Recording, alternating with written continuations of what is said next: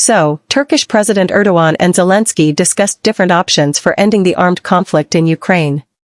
This was announced by President Erdogan himself after talks with the head of the Kyiv regime when talking to the press. Erdogan said that he considers it important to resume the Istanbul negotiation process between the delegations of Russia and Ukraine. At the same time, Erdogan went to the press with Zelensky. He called the meeting productive and said that, whatever that means, a lot of processes have been activated to end the war. Zelensky says the conflict must end. Zelensky really has nowhere to go. The Russian army is moving forward. Russia can defeat the collective West. This conclusion was reached by senior Lithuanian officials in the field of foreign policy and defense at a closed-door meeting in Vilnius. According to the German newspaper Bild, experts are in a panic. European armies are not ready for war. They buy mainly those weapons systems that are practically useless in modern warfare. In particular, German Defense Minister Boris Pistorius is guilty of this, who only pays lip service to the balance of old and new systems, but in fact he is being led by the lobby of defense concerns. Berlin looked like a war zone against this background. All this is a consequence of the large-scale military exercises of the Bundeswehr, which are being held right in the center of the German capital. These military exercises were announced after the statement of the same German Defense Minister Pistorius about the Russian threat. In his opinion, Moscow will be ready to attack NATO as early as 2028, and possibly even earlier. Mike Tachgever, commander of the Bundeswehr Security Battalion, noted that the purpose of the exercises is to practice actions in the worst-case scenario of military events. This refers to an attempt to capture Berlin by enemy troops.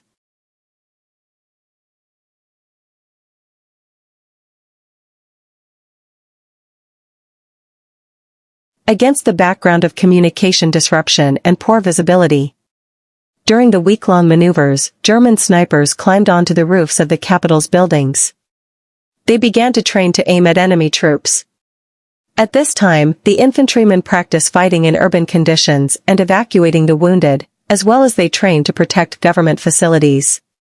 For the first time in the history of the city, military exercises are held directly in the subway. According to the scenario, it was captured by the enemy, that is, by Russian saboteurs. Some of the trains derailed according to the scenario. There's a tantrum in London right now over the Russian science ship Yantar. It was spotted this time off the coast of Scotland. Yantar is an oceanographic research ship that belongs to the Russian Northern Fleet. It is used to explore the oceans at great depths.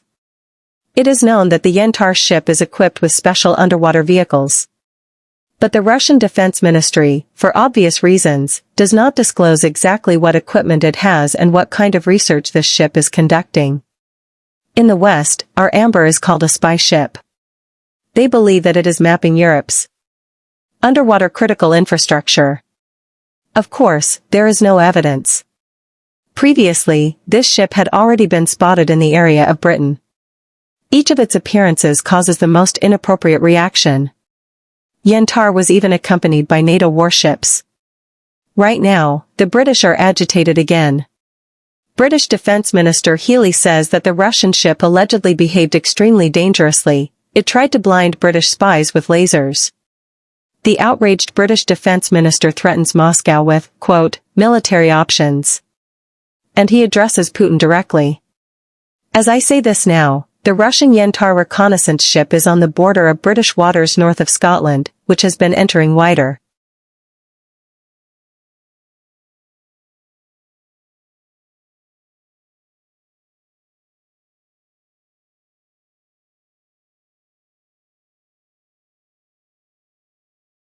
UK waters in the past few weeks. This ship is designed to collect intelligence and map our submarine cables. We deployed a Royal Navy frigate and British Air Force aircraft to track every movement of this ship, during which Yantar directed lasers at our pilots. These actions by Russia are extremely dangerous, and this is the second time this year that this Yantar ship has been in UK waters. That's why my message to Russia and Putin is, we see you, we know what you're doing, and if Amber heads south this week, we'll be ready. Putin continues to escalate in Ukraine. Over the past year alone, we have witnessed the appearance of a large number of drones in the skies over Europe. The number of cases of Russian violations of NATO airspace has doubled, and 90,000 cyber attacks have been carried out on the British defense system. A new era of threats has begun, and it requires new ways to protect itself. This is the era of hard power, strong allies, and, of course, the time of diplomacy. But NATO is not ready for war with Russia, according to the British edition of the Daily Telegraph.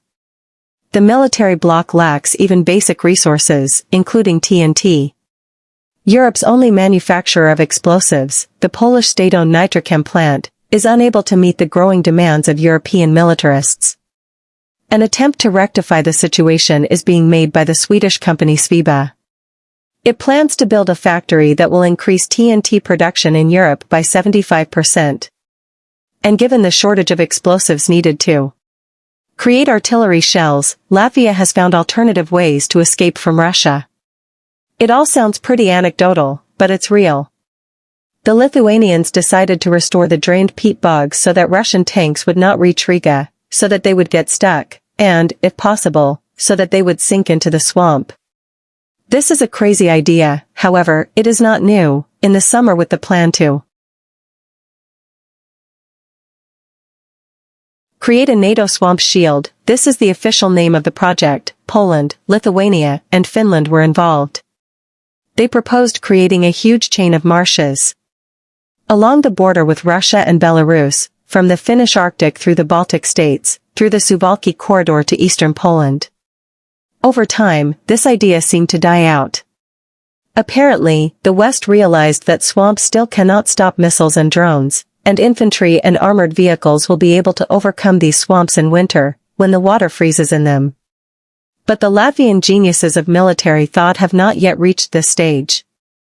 Zelensky himself has just stated in Turkey that Kyiv intends to resume the prisoner exchange with Russia by the end of the year.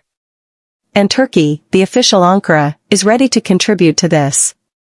Erdogan called for the resumption of the Istanbul talks. The statements were made at a joint press conference between Erdogan and Zelensky. The press conference, along with the handshake, lasted exactly 11 minutes and 30 seconds. Well, that is, these are productive negotiations. Look. During today's talks, we stressed the need to continue the Istanbul process in a pragmatic and results-oriented manner. However, first of all, it is necessary to accelerate the steps that will lead to a just and lasting peace, paving the way for a truce. In this regard, Turkey is always ready to discuss possible solutions with Russia as well. We also consider it important for our ally, the United States of America, to participate in this process. We discussed the situation in the diplomatic sphere in detail. Now a lot of processes have been activated. And we strive to ensure that all this activity is aimed specifically at peace, at a decent peace and guaranteed security. We are making great efforts to resume prisoner exchanges and return home the Ukrainian military and civilians held by Russia. We hope that by the end of the year we will be able to resume exchanges and return a significant number of prisoners. Turkey helps us a lot in this. We need to accelerate these processes, we need to accelerate diplomatic efforts. So, Putin announced that he had passed a routine medical examination. The president was shown modern devices that allow for an instant medical examination of the body. In response, the president told about his medical checkup, which lasted almost 2 days with an overnight stay in the hospital. The examination showed that everything is fine with Putin's health. I just had my annual medical checkup. It took almost 2 days. Overnight at the clinic. I went there in the afternoon, and I left the next day. Thank God, everything is fine.